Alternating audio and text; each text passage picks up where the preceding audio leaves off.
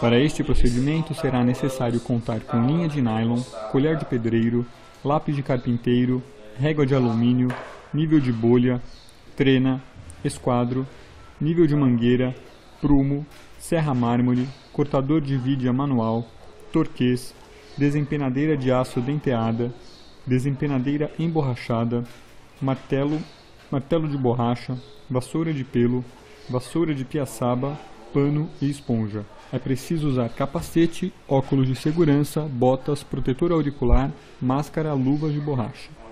É muito importante conferir o prumo e o alinhamento da parede, pois imprecisões podem provocar diferenças na superfície do revestimento acabado. Por isso, utilize o prumo para verificar diferenças entre as extremidades, o nível de bolha para checar o alinhamento dos vãos e a régua para assegurar de que a superfície está plana. Faça uma conferência criteriosa, passando a régua ao longo de toda a superfície e em diferentes sentidos.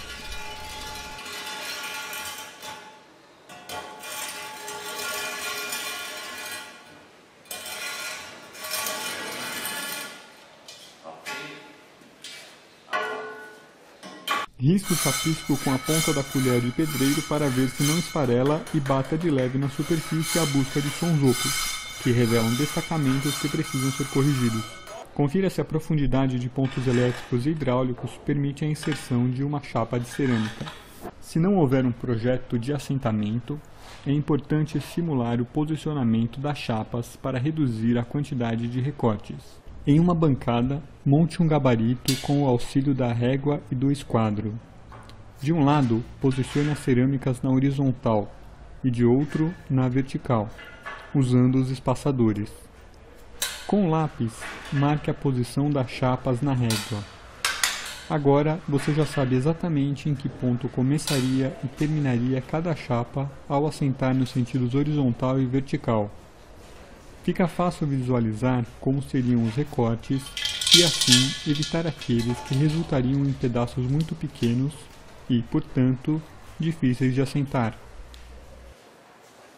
Definida a paginação, ou seja, o posicionamento das chapas, utilize a trena para identificar o ponto onde ficará a extremidade superior da chapa da segunda fiada. Lembre-se de considerar a altura do piso, já que os azulejos devem ser assentados antes. Depois, transfira a marcação para a outra extremidade da parede com a mangueira de nível. A colocação dos azulejos deve começar pela segunda fiada. Por isso, lembre-se de descontar a primeira fiada e de, tanto entre o piso e o azulejo da primeira fiada, quanto antes da segunda fiada, colocar espaçadores para o rejunte. Por segurança, confira com a trena se as medidas coincidem com as obtidas com a ajuda da mangueira.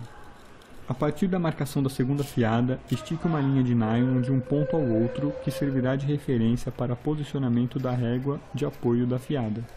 Confira novamente se as medidas batem com os pontos obtidos com a mangueira. Como a referência deve ser sempre a linha superior, simule a colocação da primeira fiada. Depois, transporte a medida da régua de apoio para cima. A finalidade é determinar a posição da segunda fiada, que é por onde deve começar o assentamento. Verifique ao longo de toda a parede se a marcação está correta. Prepare a argamassa de acordo com as instruções do fabricante. O ponto correto se dá quando a massa solta uniformemente da colher. Para facilitar a criação da ponte de aderência entre a placa e a parede, melhorando o desempenho do revestimento, umedeça a parte de trás dos azulejos. Faça o mesmo, sempre utilizando a brocha, com a superfície da parede, salpicando água limpa em toda a sua extensão. Comece a aplicar a argamassa com o lado liso da desempenadeira. Em seguida, com a ferramenta posicionada a 60 graus em relação à parede, aperte a argamassa e forme os cordões, retirando o excesso de massa. Atenção aos tempos de uso em aberto e de ajuste indicados na embalagem da argamassa. Uma dica é remover cerca de 1% das peças aleatoriamente logo após o assentamento para verificar se estão com o vértice totalmente preenchido com argamassa. Assente pelo menos um pedaço de azulejo na parte superior da parede. ele servirá de referência para que as peças abaixo não fiquem fora de prumo. Para garantir a fixação, bata de leve nas placas com um martelo de borracha. Pequenas batidas, nada de trabalhar, sempre batidas curtas, esfrega com a mão.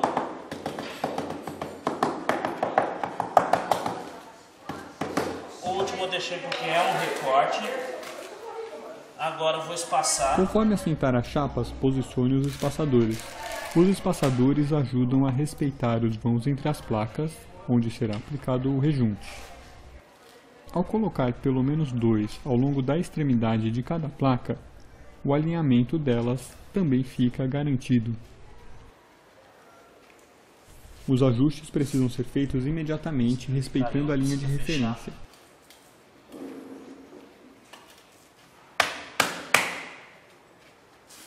Isso. Agora eu vou ver a altura da linha. Está mais baixo. Tome como referência a primeira fiada assentada para marcar linhas verticais, preferencialmente onde houver necessidade de recortes, ao redor de portas e janelas. Então, estique fios para manter o alinhamento. Por isso tem que apertar a desempenadeira. O erro, a pessoa deitar demais, ó, a altura do cordão. Levantar demais, a altura do cordão. Se eu perceber que o espaçador jogou ela, ficou mais alta, eu tiro o espaçador, abaixo o piso, mas que aqui tem que obedecer, tá?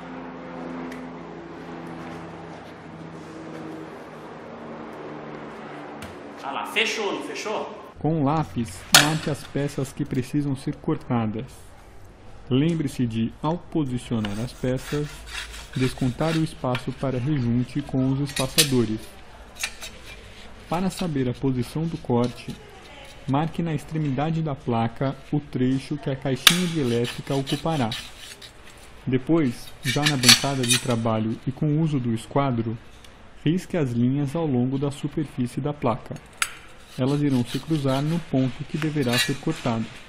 Como os cortes, nesse caso, são retos, é possível usar a serra circular para remover a seção a ser ocupada pela caixinha.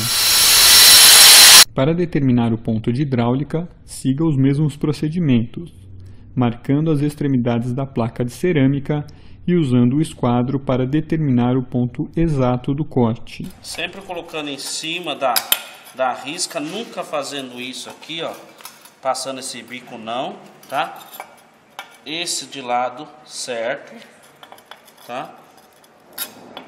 E também nunca pegar muito grande aqui, ó, não, sempre pelas beiradinhas, sempre contornando pelas beiradinhas para não quebrar. Se querer morder ele de uma vez aqui, ele quebra, tá? Um pouquinho sempre. Isso.